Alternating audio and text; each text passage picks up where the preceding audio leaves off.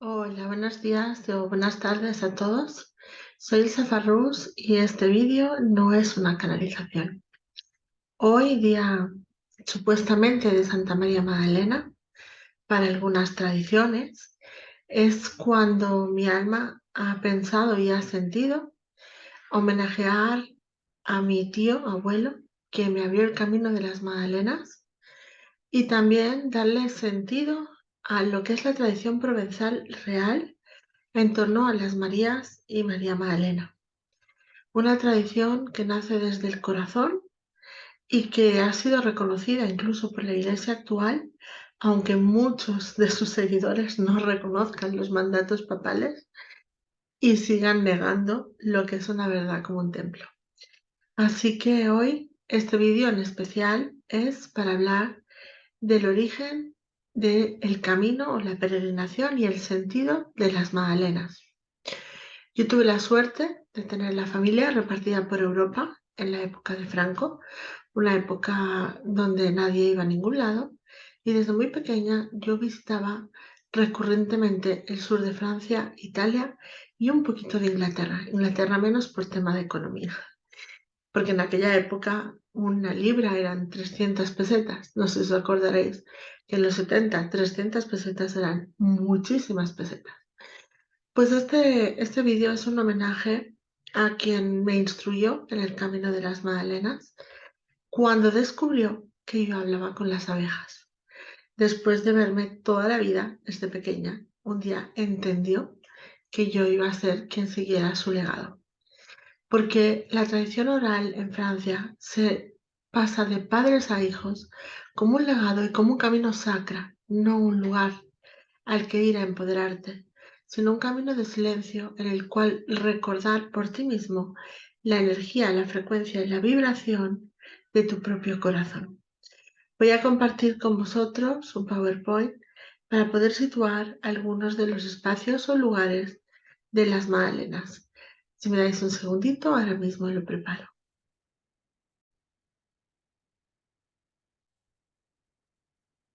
De todas las imágenes de María Magdalena que yo recuerdo a lo largo de mi vida, quizá la que más se ajusta a lo que yo he sentido en la gruta es esta imagen prerrafaelita, a ver si puedo quitar la barra de herramientas, en el que sitúa a María Magdalena en lo alto de los pies de la gruta.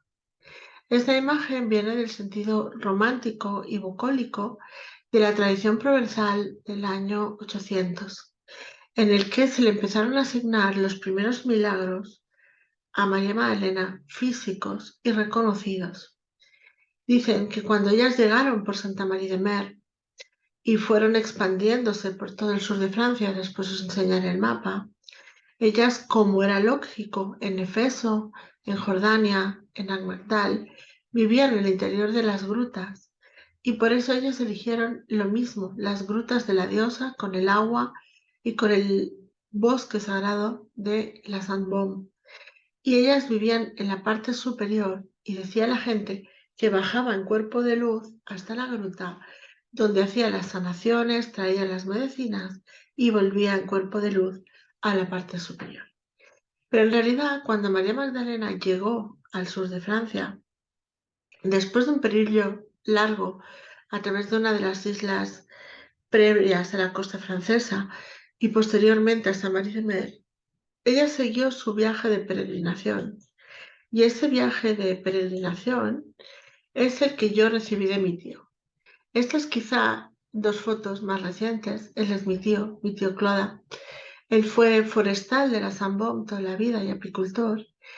Y bueno, esta imagen es quizá una de las más divertidas. Yo tenía 15 años y se emperruscó que teníamos que subir rápidamente a la gruta porque iba a nevar. Y nos zampamos el camino de 2 horas y media en 30 minutos, yo creo. Cuando llegué arriba me desmayé, me tuvieron que poner coramina, una pastilla, las monjas, y reanimarme. Y eso permitió que me quedara dentro de la gruta estirada en silencio mientras me reanimaba. Así como cuando era pequeña veía pasar a Madre María, a Lady Rowena y a otros seres de luz, en esta ocasión fue quizá una de las primeras que vi a María Magdalena en cuerpo de luz y me dijo, estate tranquila, todo va a salir bien. Y la imagen posterior, la que veis aquí, somos nosotros, casi 50 años después, en familia, riéndonos en una de las últimas subidas con mi tío antes de que él se fuera. Lo que me regaló, el gran regalo de mi tío, fue el contemplar el camino y escuchar el bosque. Existen dos caminos, el Chemin Royal, el camino real, que podéis ver que es muy ancho y muy plano, y el camino de los fieles, que era un camino abrupto con rocas, que está al otro lado tocando a la hospedería.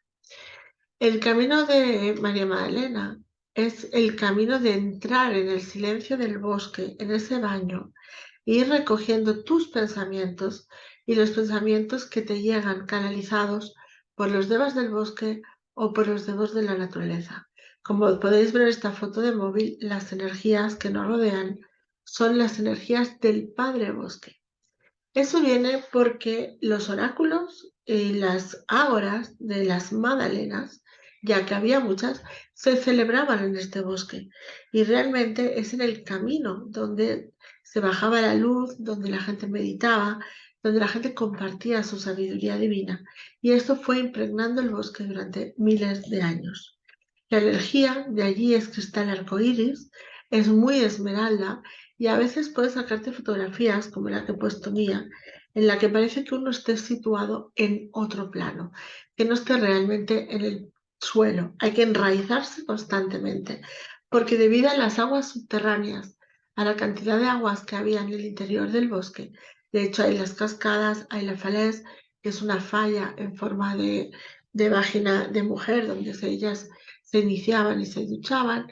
Hay muchísimos rincones sagrados en todo la forêt de Nalepin y del dominio de la Sandbom macizo. ¿Vale? Macizo se refiere a pequeña cordillera. Esa frecuencia nos lleva a dos inicios.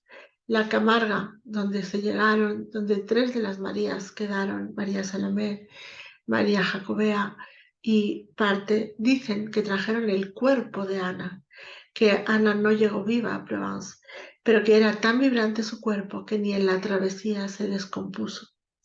Y esta es la entrada a la gruta, donde hay toda una peregrinación, es decir, de puerta a puerta hay un encuentro con lo que dejas atrás, tu pasado, tu auténtica realidad. Los peregrinos a quien, o la tradición provenzal, a quien más aman, es a Marta, porque siempre dicen que estaba enfadada, súper enojada, y también María Salomé.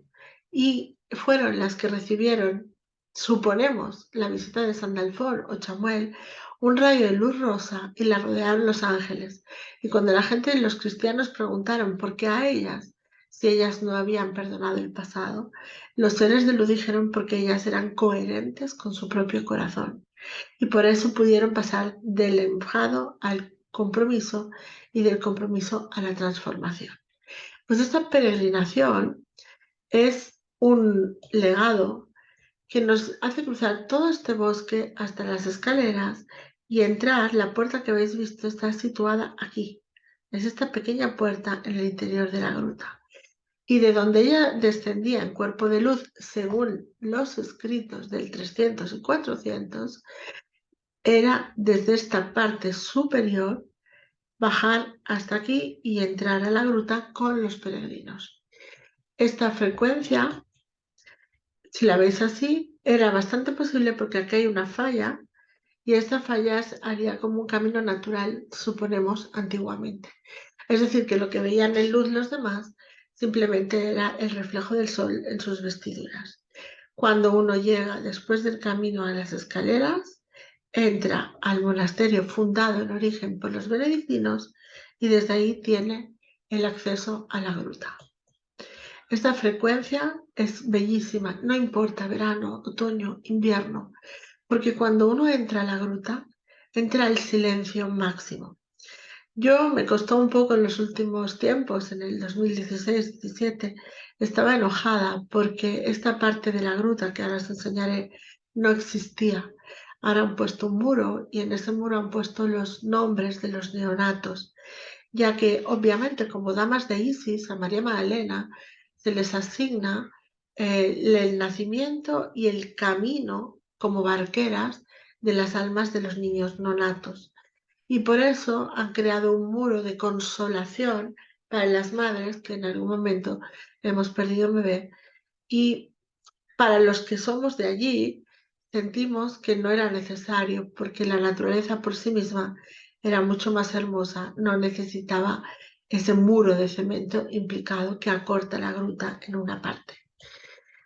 Esta es una visión interna de la otra parte de la gruta, de la que os he enseñado antes, y esto es la entrada vista desde el interior, donde simplemente está Madre María, el Arcángel Miguel y las estatuas de María Magdalena. Y esta es la parte inferior, como cuando yo era pequeña, que bajabas y podías ir hacia otros sectores de la gruta y que ahora está cerrada con un muro y una cruz cristiana que antes no existía. Han conservado la escalera, pero han cambiado la estructura energética de la gruta en cierta manera. Aquí con mi tío os enseño la segunda parte más importante de la que vamos a hablar ahora, que es la cripta. Y quiero relacionar la diferencia entre la cripta y la gruta. La cripta es un lugar donde se llevaron los huesos o los restos de María Magdalena. Sí es cierto que esos huesos tienen los estudios de carbono del siglo 0 al 1. No sabemos propiamente si son de María Magdalena o no. Tenéis que tener en cuenta que en la Edad Media todo el mundo que tuviera una reliquia, un dedo, un pie, un brazo, era un lugar de peregrinación y eso traía una inmensa riqueza al lugar donde se ubicaban esas reliquias. Por eso había tantas guerras de los nobles para tener las reliquias de un santo o de otro, no por religión, sino por economía. Pero sí es cierto que desde que en la Segunda Guerra Mundial se escondieron y cuando yo tenía 20 años volvieron, la energía de la basílica es totalmente diferente. Voy a enseñaros la vista desde arriba, desde San Pilón, ¿de acuerdo? Todo el valle, todo esto es el maciz de la Zambón y aquí estaría el mar. Y esta es la pequeña capellita de Pilón. Y aquí abajo es esta estructura que os he dicho que es una falez, que es una falla que se puede bajar abajo. Quería comentaros dos cosas. Primero vamos a hablar de la relación entre las abejas, los apicultores y María Magdalena. Existe una estructura Rosacruz que se llama Da Rosmel Apidus, que es el simbolismo del cristianismo y del mitraísmo. Esta estructura, esta rosa con su tallo en un pote de miel, hace referencia a cómo llamaban a las mujeres cristianas que llegaron de Egipto, que las llamaban las hijas aladas de los primeros soles.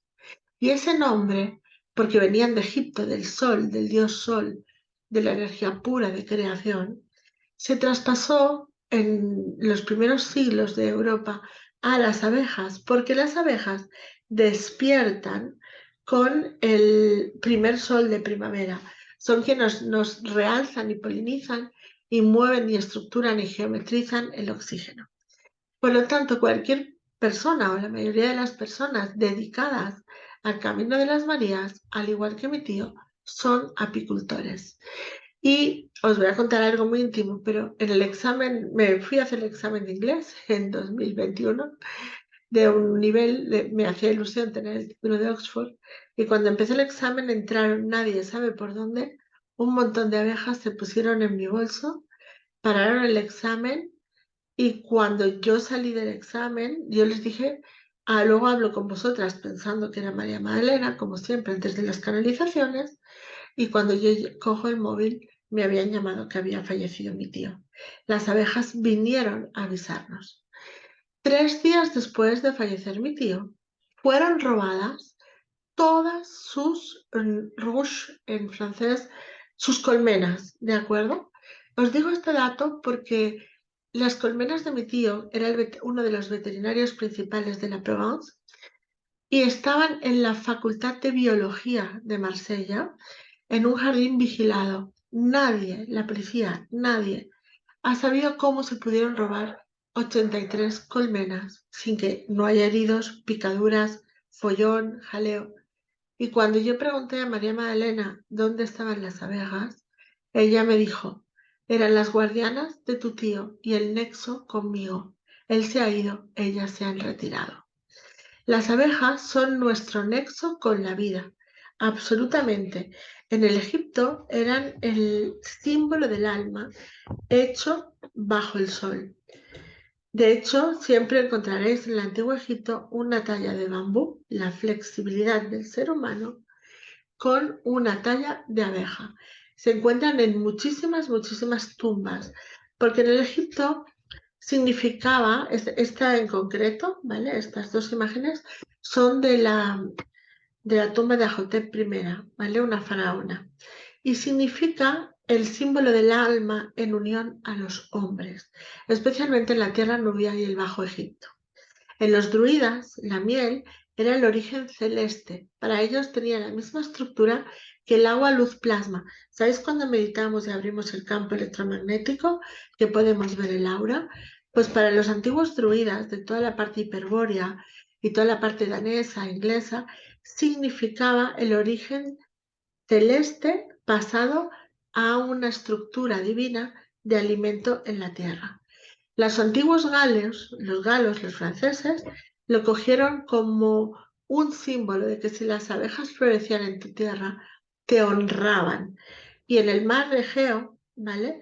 En la isla de Creta, muy en concreto, donde fueron las últimas Hathor, en la cultura la reina Ceres les puso un nombre, que eran las Melisai. Las Melisai representaban la pureza del néctar, de la miel, que nos cura de todo, nos cura simplemente por tomar una cucharada de miel con jengibre, el pulmón se abre, se acaba el asma. O sea, la miel es como el volver al propio néctar del vientre de la madre, pues consiguieron que al final ser una Melisai fuera un cargo, tanto en la isla de Samotracia como toda la parte de Creta. Y los cristianos adoptaron ese símbolo de la abeja como virtud, como voluntad y también como silencio, el trabajar en silencio para construir algo mayor, sin ser visto y sin tener que mandar o jerarquizar. A nosotros, ¿vale? En la Provence, la abeja es como un ser crístico que difunde la luz al mundo, porque sin su polinización no despertarían los cultivos.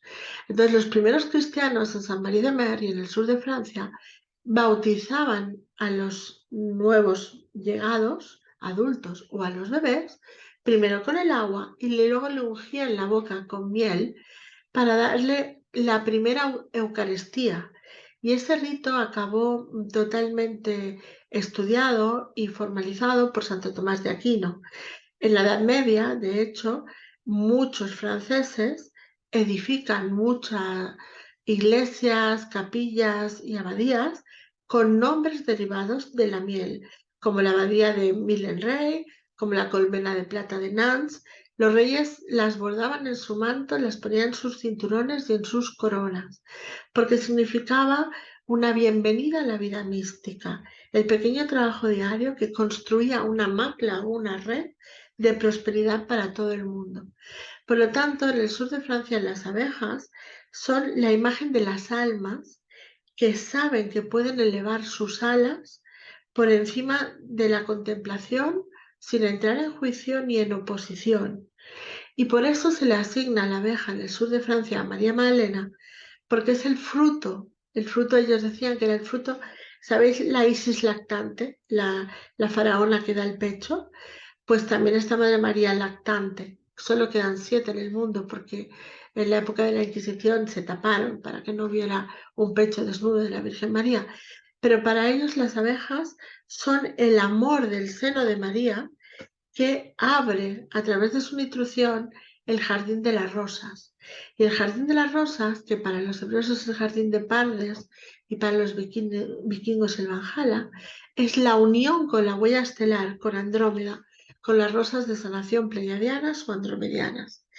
Por lo tanto, el vínculo mariano y María Magdalena no deja de ser una de las Marías, toma esa fuerza, especialmente a partir del siglo XII, con los hermanos Rosacruces, donde le otorgan esa transmisión de espiritualidad a través de mantener el secreto y de una cadena iniciática de padres a hijos, donde evidentemente el trabajo con las abejas es un riesgo de picaduras y otras cosas, pero esa energía en realidad es un paralelismo al sufrimiento del ser humano hasta que llega a abrir su iluminación, hasta que da su fruto. En Efeso, en el antiguo Efeso, en Turquía, en el hogar de María, Melisai, que era el nombre de las cantoras, sacerdotisas, restos de Hathor, ¿vale? Eran las mujeres que hacían el curso, en la parte romana de Efeso, las Melisai eran las sacerdotisas del culto a Artemisa. Y de hecho la diosa Artemisa lleva una abeja en su vientre. Pero en la parte cristiana, donde está el hogar de María, las abejas eran la comunicación con las redes de luz y el resurgir del alma vida tras vida y plano tras plano. De hecho, hay un escrito muy bonito que dice, la abeja elabora el néctar de infinitas flores, tantas como el hombre sabio acepta la esencia de las distintas culturas y ve lo bueno de ellas. Es un escrito que se otorga al pensamiento de María Magdalena porque se entiende que María Magdalena, si nos da un regalo, después hablaremos de los otros tres, es el no juzgar, el no pensar el por qué y construir el cómo hacer las cosas para avanzar. Y aun habiéndolo perdido todo, sigue amando. Y ese es el nombre que le pusieron los benedictinos, la bien amada, porque sigue amando el bien, sigue confiando en el ser humano, sigue confiando en dar ese mensaje de amor de Dios para que el ser humano se transforme y pueda llegar a un amor más elevado. Por eso el batido de las alas de las abejas resuenan al igual que la geometría del universo. Sus vuelos además son muy divertidos cuando las ves en grupo, forman espirales de Fibonacci y una abeja es considerada en el mundo del sur de Francia igual que una célula en el cuerpo humano. Es decir, unidas las células me configuran a mí y yo puedo hacer algo por los demás. Pues las abejas unidas en su creatividad hacen que múltiples plantas puedan interrelacionarse y crear vida. Y de hecho se ha podido comprobar que las flores más visitadas por las abejas aumentan su frecuencia cuando les hacen una resonancia magnética. Tienen mucha más vitalidad que las flores menos visitadas. Así que por eso la abeja es el símbolo de los guardianes del secreto de María Magdalena en todo el sur de Francia. Este es el camino, el Chemin de Peregrine, ¿de acuerdo? No el Real. Y en su interior de estas rocas hay muchísimas colmenas. Al igual que en el Camino Real hay una curva que es increíble, es como ver una ciudad llena, llena, llena de colmenas internas en el zócalo de la Tierra. Aquí es donde yo decidí o entendí que sin quererlo me había convertido en una Magdalena. Porque yo subía todos los años a recoger el mensaje. Y eso es algo que quiero que entendáis. Ser una Magdalena no es ser reencarnación de María Magdalena. Y ser una Magdalena no es ser un fractal de María Magdalena. Ser una Magdalena es apostar por el ser humano. Es apostar por recordarle a cada uno que puede elevar su propia luz por sí mismo y es ayudar a los demás a recordar ese botón, ese punto de inflexión donde se desconectaron de su propia luz. Ese es el compromiso de la Camarga. Desde entonces me he dedicado a llevar durante muchos años a las personas a este bosque sagrado y me encanta como cuando subí con José Luis por primera vez, ver cómo se manifiestan las luces, la energía y el aura en el cuerpo de las personas. Como ese regalo de las rosas de la Provence fue el regalo que me pasó mi tío Cloda, al que este vídeo hoy, en plena día de María Magdalena, quiero compartir. Y lo que vemos detrás es la famosa abadía, barra catedral, barra convento, porque aún no está terminado, de San Maximen. Y vamos a hablar de ello. Vamos a hablar de todo este legado. En primer lugar, no podemos dejar atrás la cruz de la Camarga. Engarzar, anclar la conciencia crística universal en la tierra y abrir el fuego. Estos son 3 llamas, el fuego cósmico interno, eso que tú has venido a traer de otro lugar. Pues esa es la pasión de mi vida en este momento, llevar a la gente a recordar quién es.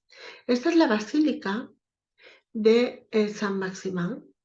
Antiguamente no se llamaba así, ¿de acuerdo? Era una villa romana que se llamaba Vialata. Y Vialata estaba en la zona de fusión entre los galos y los romanos, donde jamás hubo guerra, hacia donde se dirigían las Marías, porque estaba el templo de Nims, de Diana, donde recibieron cobijo muchos cristianos, bajo el auspicio de Augusto, y el templo de Vialata, unas pequeñas ermitas donde fueron a esconderse tras vivir en Aix y adoctrinar en Aix-en-Provence. Habría, como en aquella época, pongamos mediodía a caballo, ¿vale? Ahora en coche son 15 minutos. Y ahí es donde en Vialata se la llama a María Magdalena y se le otorga el primer milagro físico de María Magdalena, escrito y documentado. Parece ser que el comendador de Vialata no podía tener hijos y María Magdalena vino, habló con su esposa, le ungió el vientre con diferentes aceites y ella quedó embarazada y abrió una dinastía. En gratitud, el comendador de Vialata les abrió una pequeña ermita o mini templo para ellos. Bien, ese milagro, visto desde aquí, no es un milagro, es un logro, porque todas las Marías, todas las damas de Isis, su mayor don es justamente traer niños al mundo. Todas eran médicos, ahora equivalente a un naturista o un médico chino, ¿de acuerdo? Con un gran conocimiento de las plantas, y lo único que hizo fue actuar como médico. Pero para la sociedad gala fue un gran milagro porque la mujer era muy mayor. Y por eso lo llaman el milagro de la fertilidad. Cuando uno de los cristianos, que se llama Máximo de Aix, muere en el siglo XII, se le abre una cripta en este lugar de peregrinación donde la gente venía a recibir la energía de luz de María Magdalena, que ya había muerto hacía muchos siglos. Bueno, pues ahí es donde surge el cambio de nombre de Vialata a San Maximen, y todos los años venían peregrinaciones de todo el mundo a pedir milagros de fertilidad a lo que había sido uno de los lugares de enseñanza de María Magdalena. Es tanto la peregrinación que sucede allí que no saben por qué allí la energía de ella está tan presente. Eso se descubrió después. Cuando vinieron los cerracenos, que eran unos salvajes y unos bestias, se escondieron todas las reliquias de María Magdalena, todas partes de su cuerpo y sus huesos, dentro de los sarcófagos de la Saint-Baume, es decir, debajo de esta catedral. Y en el año 716 quedaron escondidos hasta que fueron descubiertos en 1279, y ahí fue donde despertó el interés de los reyes del norte de Francia, y Carlos d'Anjou, hermano del rey Sol, vino a ver qué tan real eran los milagros de fertilidad de María Magdalena. Cómo se hacían sus magdalenas, es decir, alumnas de alumnas de alumnas de alumnas de alumnas de muchas generaciones seguían trabajando en nombre de ella, Charles d'Anjou decidió edificar lo que llamamos la basílica actual o convento dominicano de la Basilique de Saint-Maximin en la zona de Saint-Bon. En plena Revolución Francesa, dicen que ese es otro de los milagros provenzales de María Magdalena. Cuando entró el pueblo a quemar todas las iglesias y a quemarlo todo, sonaron el órgano. Alguien hizo sonar el órgano con la marsellesa, la música de la revolución. Y el hermano de Bonaparte, el más pequeño, Lucien Bonaparte, que se enamoró de una aldeana de San Maximin, propuso conservar la basílica y el órgano como símbolo del pueblo, el pueblo que había expulsado a la iglesia, porque ahí sí que los dominicos se tuvieron que ir. Y es cuando se abrió todo este altar al Espíritu Santo, es decir, a la luz, al sol, sin ningún símbolo religioso, solo María Magdalena y el Espíritu Santo, la luz solar que todos podemos alcanzar. Entonces, esto es el ayuntamiento, ¿vale?, de San Maximen, y esto es la Basílica barra Catedral. ¿Por qué está así? Porque está sin terminar. Porque al pasar a ser del pueblo no se hizo la típica estructura barroca de la fachada con toda la ornamentación, los arcos y todo lo que llevaría. Esa revolución permitió que fuera el punto de reunión de todos los jacobinos en la Revolución Francesa, de todo el mundo, donde se guardaban los alimentos, los tesoros, los pergaminos, los libros. Fue acumulando un tesoro, sobre todo documental, impresionante. También de muchas casullas de reyes, de muchísimos bordados, como un atestado cultural del conocimiento que el pueblo ahora sí podía acceder. Y eso fue lo que preservó que esta catedral no pereciera con todo su interior como ocurriera en otros lugares, quedando así la catedral del pueblo y no la catedral de los reyes con su fachada y su estructura. Es tanto la peregrinación y son tantos los milagros porque la gente escribe lo que quiere y vuelve cuando se le cumple, que se siguen asignando a las reliquias y a la parte del cabello de María Magdalena, la mandíbula, y la parte de la frente que Jesús le tocó y que parece ser que aún continúa incorrupta, se han hecho varios estudios sobre ello, que no podían los italianos, los papas, asumir en una cierta época que María Magdalena fue la fundadora de la Iglesia.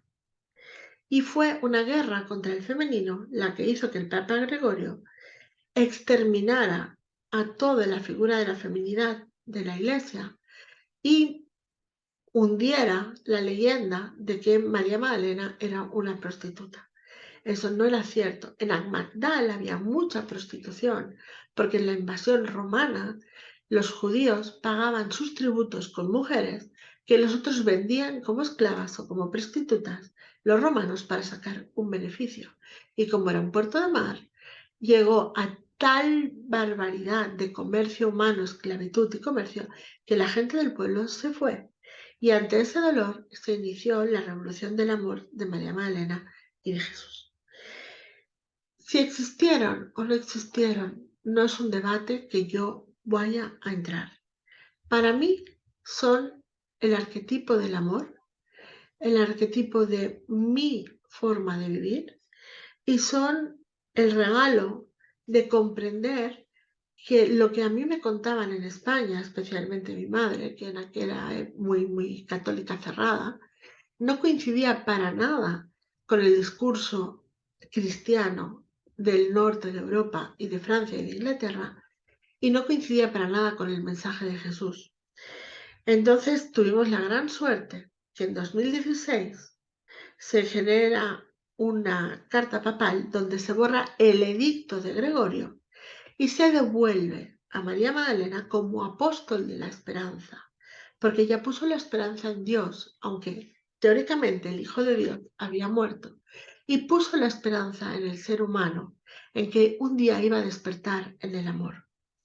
Y esa frecuencia el Papa Francisco en 2016, basándose en textos muy antiguos cristianos, como puede ser el de Rábano Navarro o el Anselmo de Centreum, donde dice que la mujer que amaba a Jesús y que era amada, elevó su iglesia pese a la traición de los hombres de su propia iglesia.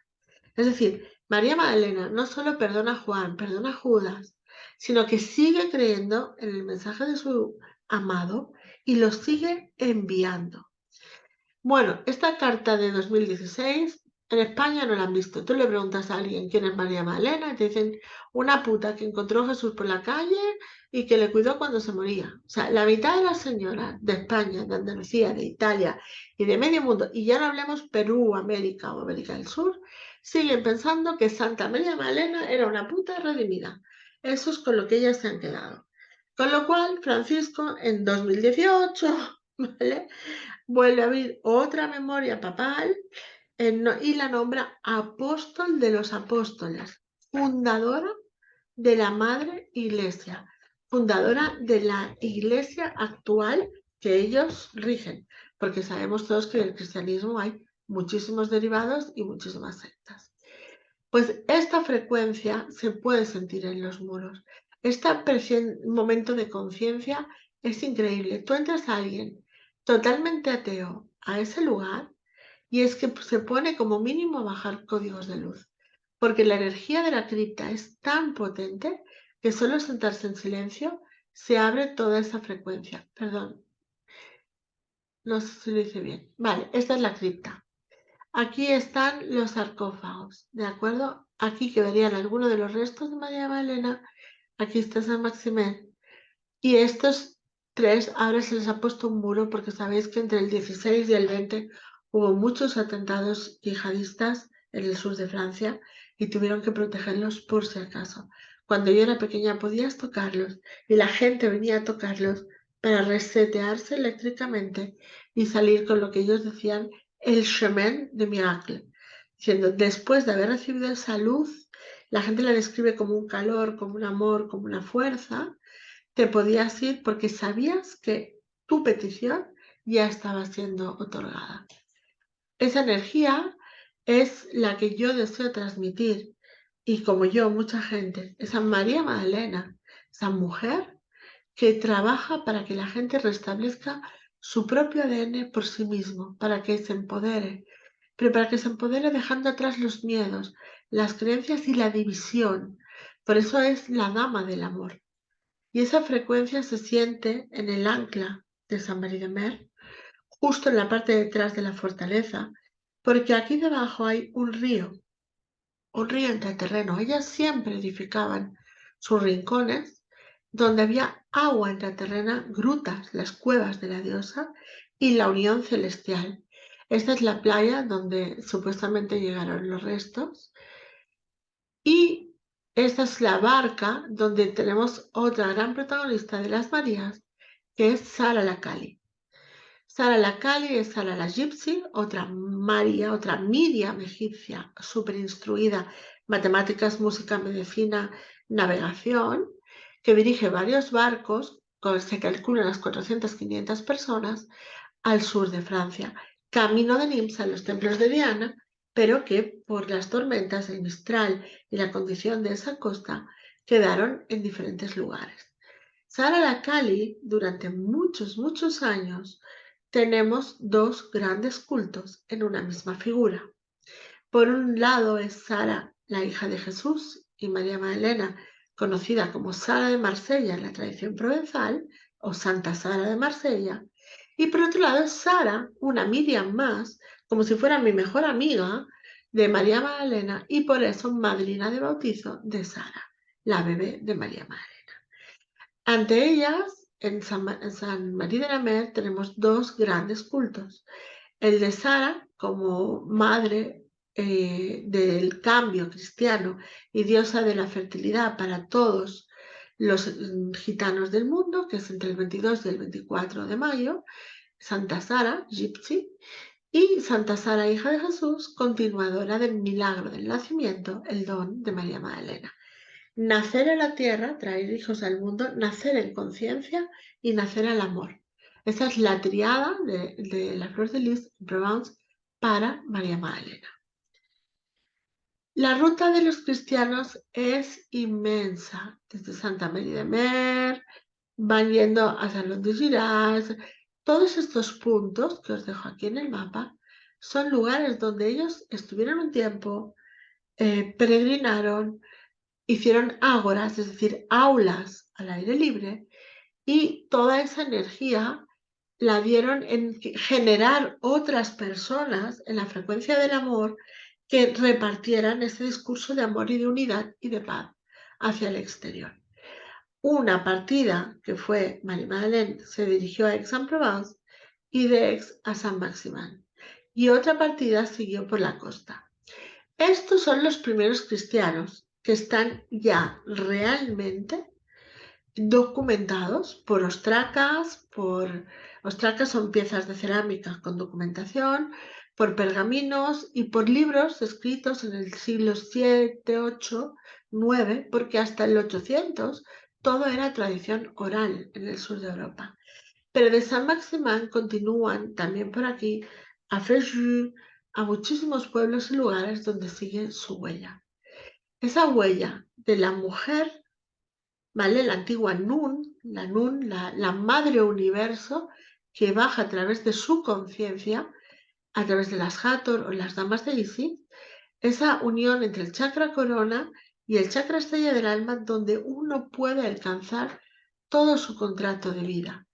Eso es lo que, como digo yo siempre en broma, por culpa de las Marías, he terminado estudiando todos los detalles que puede, que me llegan cada día más de Egipto, y ahora estoy con Creta y con Turquía, para poder dar veracidad a este legado provenzal y que se extiende en todas las partes donde no estuvo la Inquisición española.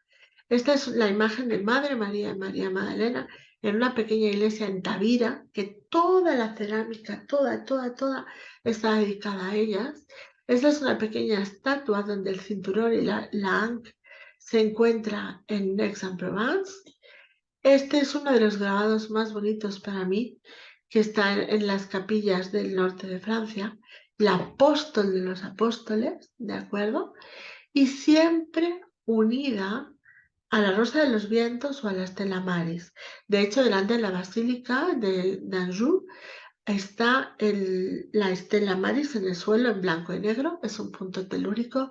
Si os ponéis encima podéis recibir ese reseteo de recordar quién soy y dejar atrás mis creencias.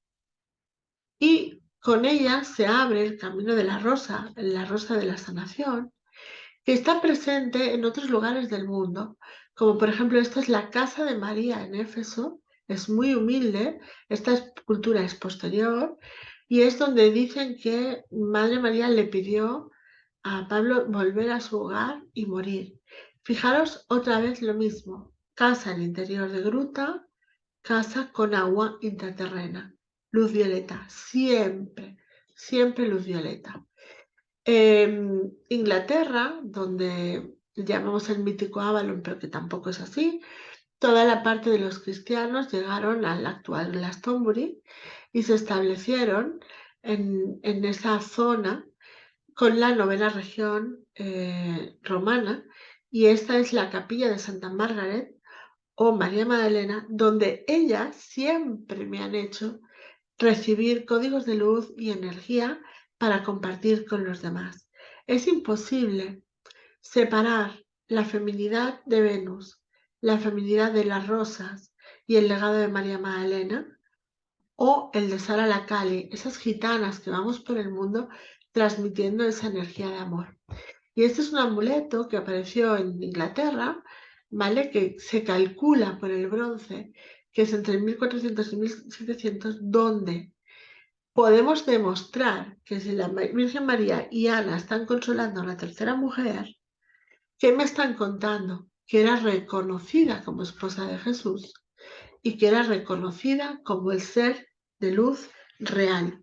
Cuando yo llevo grupos, los curas de San Maximén explican quién es María Magdalena, la gente se queda sorprendida, porque dicen, la esposa oficial de Jesús, amada por él, al que él vino a mostrarle que había vida después de la vida y que fundó la iglesia. Y claro, la gente se queda de para allá. No importa si es real, si no es real. Mucha gente cuando llega allí, abre los registros, a veces tiene muchas versiones, tantas como cosmos hay. Pero volvemos a recordar el escrito de María Magdalena, en el que las abejas polinizan de infinitas flores, como culturas tiene el hombre, para tejer un entramado mayor. Así que si podemos hacerle un honor hoy, el Día de María Magdalena, y espero que os haya costado un poquito mi historia personal, es que sigamos confiando en el ser humano. Sí, a veces muerde, a veces apuñala, a veces traiciona. Lo que nos duele no es su puñal, es que queríamos que fuera cuando nosotros queríamos y no respetamos la velocidad de conciencia de despertar de otra persona.